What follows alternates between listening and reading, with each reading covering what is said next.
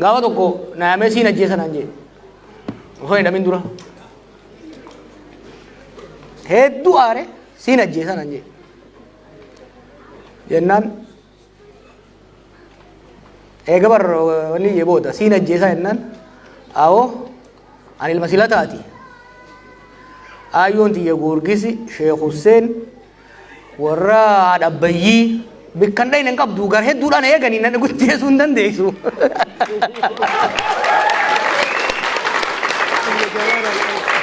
Maqaan kiyyaa'u Jawaara Jawaara Sheekh Hussein beektanii dawaa jechuudha.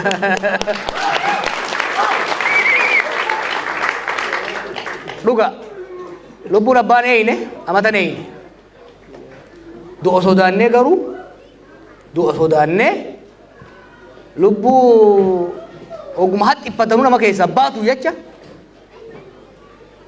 saba kana qaanii keessatti hin dhiifnu kaleellee hin dhiifne ammallee hin dhiifnu sagal duuna malee deesa noo rabbiin asiin naga'e I believe ummata kanaa wajjin hariiroo dhugaa qabna. Paaltook irraa kaasii gaafa ijoollummaa irraa kaasii wal lolaa wal arrabsaa wal falataa dhugaa walii himaas geenya. Waggaa lamaan irraa waggaan as dhufe wal lolaa turreemi. Waan isin barbaaddan jechuun hin danda'an ture. No yeroo sanitti waan hin jeefin qaba ni beeku waggaa lamaan dabre kan waan hin hojjedhe naaf beeka. Time was important. Yeroo sanitti osoo hin chaajee rakkoo dhufaa waan amma sosodaatan tokko tokko ni uumama ture. San bira dabarre amma. Now wanni godhamu ni jira jechuudha. Kau emen, anu emen osoo hidhamin duran keessaa bahe. Gorsa kennu gargaaru malee. Maaliif ijaarame tokko ijaarte ilmaa waggaa inni amma 18 ta'e booda goojjoo ijaarteefiti haaloo dhooftee firraa baafta. Daayinaamik ta'uu danda'uudha qaba miidiyaan kamuu. Lubbuu itti guraa ijaarame siyaasaas haa ta'u. Jaarmaa miidiyaas haa ta'u jaarmaa kamuu yeroo wajjin iffooyyeessaa yoo hin deemne ni kufa. Kaampanii footoo warri dur kaaftan abbaa dilla footoo dur hin kaatame. Waan Kodak jedhan tokko beektanii ka footoo ittiin kaasan. If jijjiiruu dadhabee kaameraan ijoolleen bililii dhuftee wanni fiilmii sun badee irraa Kodak gara kana jira namni beeku hin jiru. Ameerikaa kaampanii Blockbuster jedhamu tokko ture. Fiilmii isarraa kireeffanna turre. Warri Netflix kun dhufeeti milee xiqqaa takkaan nurraa biti jedhanii ni didan. Netflix irraa fuudheeti wanniin Blockbuster awwaalame jechuudha. Miidiyaan kamuu jaarmeenii kamuu if haaromsee deemuu baadnaan ni du'a. Waan du'aa deemu immoo lubbuutti dheeressuun sirrii miti. Kanaaf yoo jijjiiruu danda'e miidiyaan kamuu ambar miidiyaa OMN bar qabeenya kiyyaaf hin jaarre. Qabsoodhaaf jaarre. Qabsoo san fayyade yeroo sanitti. Qabsoo ammaatii wajji jijjiiruu yoo danda'uudha qabaa jechuudha. Yoo ka danda'u taate isinis ni gargaartan. Waan isin fayyadne hin gargaarin aboo. Waanuma ta'e waan isin wajjin waan quuqaa isinirraa hin buqqaafne hin gargaarin jaarmaa siyaasaa haa ta'u gaarii jaarmaa miidiyaas turraan numa kufa. Isin fuudhee kufa jechuudha. Kanaaf dharras taanaan jaarmeeniif jijjiiruu barbaadan jaarmaa siyaasaas ta'e jaarmee OMN. Kiyyaame keessanii bar. Nama tokko wajjin isinirraa hin bar sabbata keessanirraa hin baase. We all contributed to it. Kanaaf sanitti ilaaluu qabu hoggansi isaatiis jechuudha. Rakkoo baqataa Kaayiroo bilbila ishee godhan duutii naa himi. Gama dandeenyuun gama hundaan ni goona naa himi gama saniin asirra haasa'uun ni hin qabu. Waa'ee maraammartoo hiyyummaa keessa maaltu nu galche? Slaayidii san karee fuusan mee osoo naa bante buqqaafti na fakkaata. Maalin jee abii sirna abbaa irree ijaaruudha deemuuni gaagama siyaasaa fide political crisis fide. Political crisisiin tuni deemtee wal waraansa nu seensifte. Wal waraansi kufaatii diinagdee fide. Wanni sadeen kun addan bayan politics, security and economy are inseparable. Siyaasaa ta'e eemaruu baannaan maaneej godhuu baannaan karaa qabsiisuu baannaan lolatti seenta. Lola seennan diinagdee taa hanga sanuu guddatte ni nyaatta gara fuulduraalee guddattu. Siniif gabaas biyya Koodirivaar jedhamtu akka ture Afrikaa keessa. Gaafa bilisummaa baateerraa hanga early 1990s addunyaa irrattu biyya saffisaan guddataa turte. Garuu nama tokkotu aangoorra ture. Gaafa qaalichi sun gadi qajeelu dubbiin sabaa jidduu dhooteeti koodiwaararra biyyoota hiyyeeyyii keessa jirti jechuudha. Hanga feete yoo guddate biitii takka dhimma siyaasaasii dhimma seekuriitiisii fi furuu baannaan diinagdeen siin guddatu jechuudha. Diinagdee guddisuu yoo barbaadde siyaasa guddisuun barbaachisaadha. Keessattuu biyya sabdaneessa ta'e keessatti biyya saboota adda addaa qabdu amantii adda addaa qabdu keessatti siyaasaa wal qixxeessuu baannaan abadan biyyi guddachuu hin danda'u. Kabiraa qaaloomsa jireenya maaltu uume? Kanuma uume. Qaaloomsa jireenya Abiyyi uume. Maaliifi bara Abiyyi rabbumaatu haafeesse malee akka aangootti dhufeen deeggarsa saba hundaa yeroo qabu sanitti paartii kamuu dorgomee mo'achuu danda'a ture bara sirna dimookiraasii ceesisuudhaaf. Bar mallas rakkateeti mallas wanni abbaa irree ta'eef fedheeti miti bar saba xiqqaa keessaa waan dhufuuf gara dimookiraasii yoo dhayne ni mo'amna jedhaniiti qabatan. Kana maaltu cinqee saba bal'aa kana keessaa dhufe ummata bal'aa kana keessaa dhufe Oromoo qofaami kibbi guutuun kaabninis deeggaruu ture. Bololee itti yaanne because he was not mature and he is not maturing, you know. Gara hariiroon mootummaa fi waboo jidduu jirtu hariiroon mootummaa fi nama hunda jidduu jirtu hariiroo diinummaa fi hariiroo kasaaraadhaati. Hariiroon Abiyyi ministeerota isaa hariiroo Abiyyii fi marrootiin adda miti. Sodaataniitu gattaan malee hundi osoo hiree argate caakka seena. So kun waan hin beekuuf I can tell you details. Wanni hin jara affeeruuf maali? Ololaa miti. Mootummaa san keessa abbaan fedhe haa dhufu qabatamaan takkaan itti ragaa qabatamaa wajjin gabbaaseen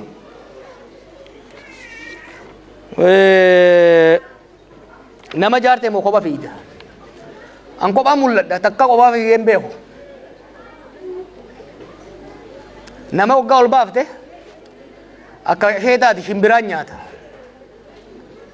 Arra dhiisi kaleessa gaafa silaa kophaa fiigesan sanuu kophaan fiine akkan kophaan fiine gaafa kaane Oromiyaa guutuu ganda waggaa sochoofnu lafatti mi bara built that ya waan qeerroon hojjete san yeroo meeqan Keeniyaa dhaqee yeroo meeqan biyya meeqa dhaqee bara san keessatti ijoollee leenjisaa turan jaaraa ture. Gaafa Singapore baradhu irraa kaasee hanga Ameerikaa jiru hanga paaspoora kiyyan irraa fudhatanitti every year Itoophiyaan deeman ture qorannoodhaaf jedhee niin qoradha niin leenjisa niin jaara. Amma faamoo akka ajaa'ibaatti jirra beek maal seete Itoophiyaa tana dur hoggaan biyya alaa ture fagoo irraa ilaala akkan tana dubraa takkatti. Hoggaan biyya gane bira dhaqeetiin qaqqabadhee arge. Hoggaan hidhamu macaroo keessaa hin ol arge beek. Miila irraa hanga mataatitti jaarree jira nama. Sammuu jaaru jirra sammuu jaarree nama. Waan tokko amma ooyoo akkana godhan warra kaan isin irraa fudhata. An biyyaan nu harkaa diigamaa sodaadha malee amma booda kabalanii nu harkaa fuudhanii yaadinaa sun. We have built.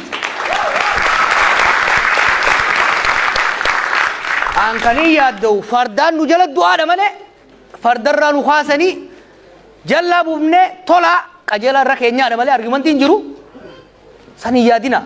Kan hoggaan jiru yeroo hunda Oromootu prime minister ta'ee itti fufuu jechuu miti. No, we don't have to, we don't need to. Sirna dimookiraasii keessatti uummanni lakkoo isaa wayyaba. Number 1 yoo kana butaate number 1 sun gara tokkoon deemuu hin danda'u. Keeniyaa akka ilaaltan amma abbaan fedhaa dhufu warri saba guddaa aangoo moo pirezidaantummaa godhaman taates wanni isaan jiran hojiitti gama jechuudha. Sirna dimookiraasii keessatti sirni dimookiraasii mirga warra wayyabaa bulchaa mirga sabxinnaatu kabajama. San qofaa miti. Mirga qofa osoo hin ta'in lakkoofsi dimookiraasii keessa waa lamaatu murteessaadha jiran. Lakkoofsa namaa fi maallaqa. Nuti lakkoofsa ni qabna maallaqa irratti dalaguu qabna. Maallaqa irratti dalaguudhaan immoo siyaasa wal qixxeessuu qabna jechuudha. Namichi Oromoo salphisuu kan jettaniif ambar waggaa lamaan duraa qofaame waggaa afran duraatu haa balleessu. Nama dalaguu balleessa. Namni badiirraan baratu namni hin bilchaatu nama waggaan gorra bohaare'a mucaan kun Oromoo keessaa bahe akkasin isin jechaa ture yeroo haa kenninuufi siree jalatti haa qabnu ummata usaa arraddaatiidhaa isaa oofa usa waamee qobsine san dhiisi lola biyya eega galchee boodaas okay harkumaa taate gargaarree irraa qaqqabnee waan hojjenne details gara fuuldura dubbii eega dabarte booda malee osoo deemtu barreessuun iccitii baasu taati. lola godhamaa kaabaan godhamaa ture san akka dhaabbatuuf waan godhame waan xiqqaa miti jechuudha. Ammas maraamartoo san keessaa bahuu diduudhaan itti hammaate itti sharafteewu itti sharafte. He's not maturing, he's getting worse. Waa'ee beekumsaa irratti anaanis ni fita. Beekuu dhabuu isaa qofa miti. Jibba beekumsaa qaba. Waggoota shanan kana keessatti waan godhaa inni ture keessa qabsoo waggaa 50 xureessuu xiqqeessuu Galaasaan gaaf tokko osoo an argu mataa akka lafa qabate. Waggaa 40 maal gootanii jee waggaan inni godhu. Walgahii cufaa irratti. Galaasaan hoggana best nu barbaanne ta'uu dhabuu danda'a. Leencoo ta'uu dhabuu danda'a. Daawud ta'uu dhabuu danda'a. Garuu isaanirraa magarre bar. Tuffiin inni qabsoo Oromootii qabu. Tuffiin inni jibbii inni qabsoo Oromootii qabu akka jaarmeetti akka mootummaatti gadi buute. Nu dhaga'uu didee bar. Warri wayyaanee nu dhaga'uu didee inni dhaga'uu didee balad deema. Biyya san keessatti Oromoo tuffachaa Oromoo xiqqeessan no one tolfatee hin jiraatu. Dhuga qabna haqa qabna bar. Kabiraa beekumsa. Waan amma isaan haasa'an mucaan amma Shimallis kunis isarraa dhaga'ee wayyaa bar beekumsaanis ni caalama Shimallis isa. Nin beekaa I know both of them. Isaan jallisee malee nama waayis hojjechuu danda'u. I know him. I spent 6 months gaafa inni dura dhufe. Amma inni illee isarraa barateeti naqamtee dhaqee ummata lolli ama shandaaraa godhe jidduutti ummata hayyuun meeqa keessaa baatee hayyuun meeqa keessaa galaafatamte jidduu taa'eeti hayyootni Oromoo maaliin godhan? Oromoon bar jara kana asiin ga'uudhaaf akkanaa kana bareedaa akkanaa kana guddaa akkanaa kana meeqaatu daaraa ta'e bar. The few we have 1980s keessatti yeroo Oromoon waldaa qorannoo Oromoo dhaabdu Mahamad Asaffaa Jaalataffaan xiqqaa tokko turan warra du'a Qayshibbirii fi gammoojjii Somaaliitti irraa hafe nama xiqqaa tokkotu jaaree saniin knowledge production beekumsaan alatti beekumsi oomishamuudha qaba haqaaramuudha qaba raabsamuudha qaba uummatatti wanti beekumsa irratti hin ijaaramne amma dheengadda waa tokko bareedintu afaan Amaaraatiin Lee Kuan Yew wanni Singapore faarsan Singapore biyya sammuun ijaaramte beeka Cambridge barateeti tiimni inni fidate hunda top achievers China nama guddataa jirtu kun paartii seenuudhaaf qormaataan dabarta. Biyya guddatte tamiu yoo laaltan biyya tan amma biyya Neezerlaand tan sammuu ijaaree bar biyyi tun bishaan ni jirtiimi maal jaa? I think Holland rabbi ijaare Neezerlaand immoo Dachii ijaare jani sammuudhaan ijaaran bishaan kana jidduutti jechuudha. Biyyi beekumsaan ijaarama. Beekumsa akkam goota? Karaa bisii kan barnootaan gabbifatta. Yoo dhabde immoo nama beekuu dhaggeeffatta. Hin beekuu maaltu balleessa? Jeneraaloonni meeshaa jiran kun isa jira amma biraan ture. Tuffii inni jeneraalota kanaa qabu. Harka qabanii guddisan. Isa dura guyyaa tokko waraana tokko hoogganeen beeku guyyaa tokko saglii tokko hoogganeen beeku. Tuffiin inni jara kanaa qabu. Qondaalota obbiduu amma durii kana. Haga feene ajibbinu muuxannoodha qaban. Tokko ofitti hin dhiyeessu girmaa laafaa isa bira jiru tokko malee isaa hunda ga'u. None. Oromo and Ethiopia deserves better. Crisis akkanaa dhiisi biitummaa wal qixxaateewu beekumsa tuffachaa beekumsa dheeffaa ijaaramuu hin danda'u jechuudha. Kana wanni jedhu maali? Isa xiqqeessu maaliif miti? I used to tell him this in person. Amma garuu dhaamsi dhumaa asirratti immoo an du'eetiin bada malee aarsaan uummanni kun amma 50 godhe biiti carraa meeqa qabdu hiree meeqa qabdu saban maraatummaa nama tokkootiin hin diigamtu jechuudha. Uummanni keenyas hin salphatu. Kaleessa bar abaa'oon nu dhalche. Ni atatanii gaafan abaa'oo irratti abaa'oo qeeqee barreesse. Abbaan kiyya abaa'oodhaan. Akaakoon kiyya lola sooraa keessa ture. Jaarmana dhalchee keessa guddadhe kaniin qeeqee Nope. Abaa'oon qaramee jira kanaaf bira dabarree sochii bira uumuu qabna gaafa hin jedhe maaliif jibbarraa miti. Sababa qabsoon Oromoo laamshoftee hamileen Oromoo waan cabeef gara fuulduraa deemuu qabnaadha. Ammas taanaan qeenyaan mootummaa irratti gurbaa kana irratti illee kaasuu waan biraati miti. Sababa isaa kana caalaa biitii laaffatuun qabdu wanni ani isin gorsu sabaan walitti hin bu'ina. Ammoo inni isaan barbaadan kalee biyya Oromoon biyya diiguu deemti jedhaniiti Amaara wajjin nuuf Tigiree cafaqan. Arrammoo aangoo isin irraa fudhatu deeman jedhaniiti Oromoo keessa seenanii aangoon fudhatamtu hin jirtu biitiin hin jirtu gaafa inni kuteetti gaafa inni turetti. Kanaaf Amaara wal garaagarummaa guddaa qabna. Wal falmii guddaa qabna. Falmiin kun itti fufa. Gadoos walirraa qabna. Garuu Rabbi wal bira nu uume.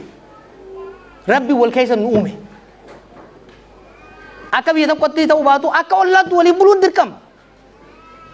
Jibbaan keessattuu aangoo qabatanii Oromoon bikka gaafa barbaadan Oromoo wajji dhayan gaafa barbaadan immoo Orma jalaa itti dhokatan ta'uu hin dandeessu. Isinillee kana yayyaminaan jaa galatooma ulfaadha.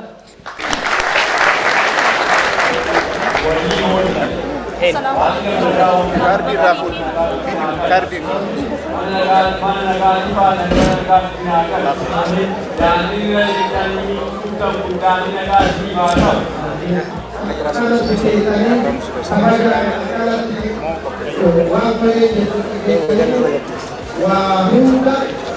Sabi. Abdi. Kita periksa. Karar.